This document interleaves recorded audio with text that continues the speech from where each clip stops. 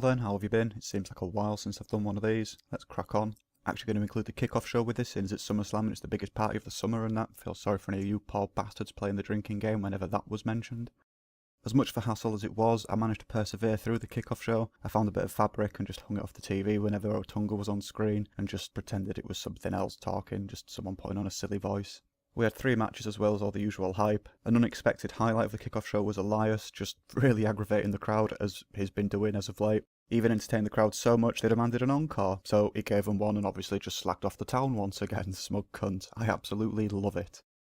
We start the kick-off with the Hardy Boys and Jason Jordan against the Mysterons, which was just chucked together last minute. Hardy Boys were supposed to be facing the Revival. One of the Revival's injured, so they had to do something with them. It's just a shame it was the Kickoff Show.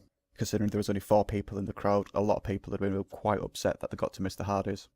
Jason Jordan gets pinned by The Miz. Jordan didn't see the tag being made. Gutted. So no one's to assume that there's a feud on the horizon between Jordan and The Miz. They hopefully won't give Jordan the belt, but at least he might learn a thing or two from The Miz.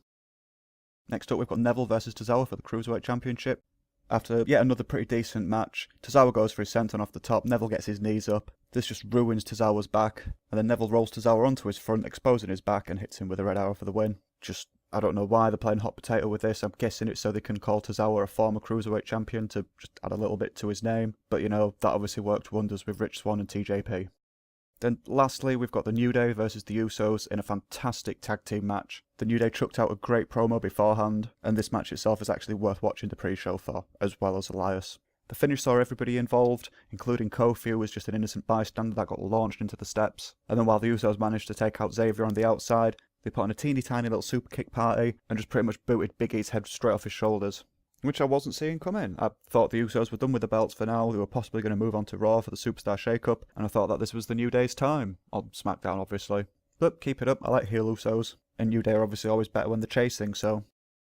And yeah, that wasn't the worst pre-show in the world, but I'm quite conflicted with the whole concept, because if it's a kickoff show / pre-show and you're not meant to care as much, there was so much talent on said kickoff show, they sort of made it must-see, or like you'd miss something if you didn't see it. So the show itself, WWE expected us to watch 6 hours straight of wrestling, and you can't do that for fuck's sake. Quite a lot of us are rather determined and committed and will sit down and watch 3 hours of Raw, 2 hours of SmackDown, and then sporadic hours elsewhere of other things. To then expect 6 hours is just asking a bit much.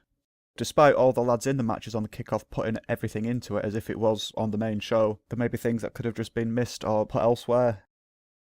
And we begin the main show with a missed opportunity as well. Baron Corbin versus John Cena. Baron gets straight into a "Where's your briefcase" chant from the crowd. Fantastic. Just when I thought the whole reasoning with Baron losing his Money in the Bank contract was so he could go batshit crazy and just ruin Cena. Nope, Cena wins. Corbin's back to square one. I really don't think that did anything for either of them.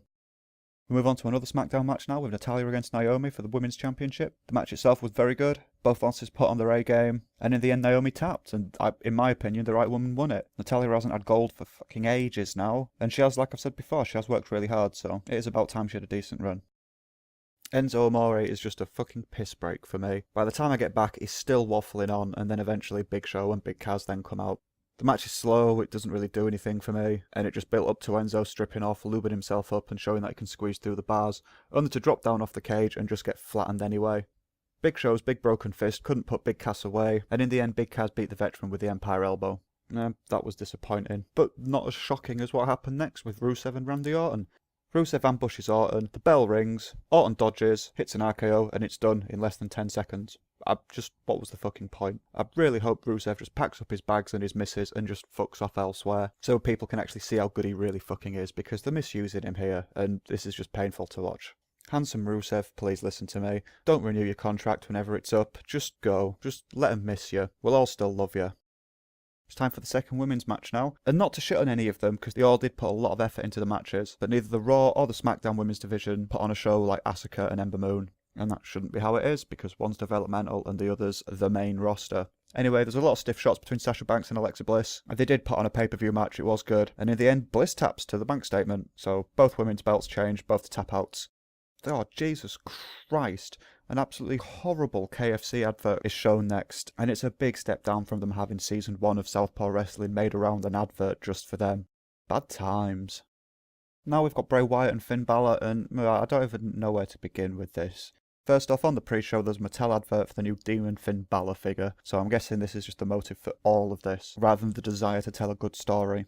As per usual, the commentary team talk all the way through Bray Wyatt's entrance, seeing as, he just walks down to nothing, no effects, no music, anything, so they're doing the guy a favour and just giving him some backing while he's walking on to battle.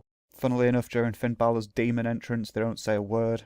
And speaking of which, Finn won, that was it, nice one, well done. But it's 50-50 booking, and as I said on my Raw run, I'm just not convinced of Demon Mode. There's no difference in personality, no difference in moveset, it's just the exact same guy, painted differently. He even has the same song and dance when he comes down, with the lights and everything, when he's dressed in his civilian wear, which I've mentioned in the past is stupid. They need to give him something a bit simpler, less of a spectacle. Otherwise we aren't left with two contrasting split personalities like WWE are trying to tell us. And we had all this potential for this match, and I said this was going to fucking happen, it was going to be completely lackluster. All the potential for special effects, there was no lights out, there was no fire, there was nothing on the screens, there was no cockroaches on the ground. The thing that just spoiled Bray Wyatt's entire plan and frame of mind, and what showed us the power of the demon entailed, was the fact that Finn Balor no-sold the fucking crab walk that Bray Wyatt does. That was his demon power. The whole thing's just been nasty and rushed, and it's a big waste of two of the potentially most creative characters that you've got. And Rollins and Cesaro put on a great match. Cesaro was just deadlifting everything at the start. What a monster. An additional points and man of the match / man of the pay-per-view goes to Cesaro for just running into the crowd mid-match and ruining a beach ball that some wankers were playing with. Fair play to him, he should be the crowd police from now on. Anyone has a ball, he eats it. Anyone starts Mexican waving, he just plows down the rows and just starts European uppercutting everyone in line. Once Seth and Dean showed that they were a cohesive unit for long enough, they put away the champs with Rollins' knee into Dirty Deeds, and everyone marked the fuck out. And let's hope this continues for a bit now, let him sell some merch, and then have Dean stab him in the heart, because Dean will never forget what Seth did. Another great matchup now was AJ Styles and Kevin Owens face off, with Shane McMahon as the special guest referee / clingiest child in the bloody world, constantly too close to the action and getting nudged and knocked and kicked and punched and tossed everywhere. It's just asking for trouble. He started off down the middle, but after both guys hit him a few times, nobody really knew where it was going to go.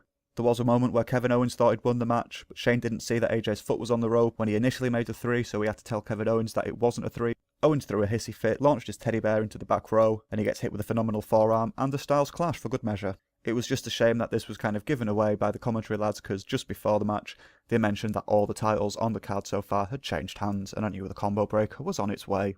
Well done. Penultimate match of the night now with Jinder Mahal versus Shinsuke Nakamura. Sadly, it was nothing special. Baron Corbin having his Money in the Bank briefcase looming around the arena wasn't there. I was hoping that Nakamura was just going to win. We didn't have to worry about him getting cashed in on, but that didn't happen. Singh brothers both out of Kinshasa, and then Jinder hit the Clash for the win. And last but certainly not least, with the fatal 4-way between Brock Lesnar, Braun Strowman, Samoa Joe and Roman Reigns. And to quote a great commentator, it was just an absolute fucking slobber knocker. As soon as the bell rang, they all just went hell for leather. The majority of the focus at the start was on Brock. He just got killed, he got speared through the barrier. Strowman power slammed him through 2 announce tables and then dumped the 3rd one on top of him. He got stretchered off. After a 5-minute snooze, Brock storms back down the ramp and joins in again. Reigns played his part really well for what he is. Joe kept sneaking in there and applying the Coquina clutch, and every time wondering if that was going to be it. But then in the end, when Brock came back for his rampage, Roman Reigns eats an F5 and Brock retains. I'm not entirely against the finish. I can see why they've done it. Brock is money. But I'd like to see the title on the telly. And if you wanted some brick wall of a champion or a tank of a champion with a belt hanging off it, Strowman's your guy. And you could have easily put it on him. He doesn't have to have a match every week. He certainly doesn't have to put the title on the line on Raw. Just wait for the pay-per-views and let him showcase his stuff. So we'll see how they play it. If they play it with one of the 3 lads in this match, it's going to get a one-on-one shot. I'm guessing Strowman's going to be next in line. And Strowman and Lesnar will put quite a few butts in seats, I think. Overall, the show was fantastic. There were a few little bad bits, but its entirety, I really enjoyed it. From what I recall, there was no silly celebrity shenanigans, which was a bonus. The show didn't have to rely on someone coming back. People were chanting in the crowd for The Undertaker, but the main event certainly did well on its own merit. I'm looking forward to the fallouts on Raw and SmackDown this week. So let's all get some sleep, enjoy the ride, and I'll see you again for No Mercy. And that's enough out of me for the time being. If you'd like to leave a comment, you could do so below, or find me on Twitter, @BluntDamage. As well as here on my YouTube channel, you can also find my other works on botchamania.com, where you can check out 10 years of Botchamania, obviously, the New Generation Project podcast series, Vinny's wrestling write-ups, and all of my nonsense including, putting it bluntly, the Raw rant, and my new piece, One Hit, One Shit. Lastly, if you like my theme music, the band are The Colour Fire. The track's called All These Ghosts, and they can be found at www.thecolourfire.com. Plus, the download links are in the description below. Cheers for watching, take it easy, and I'll see you next time.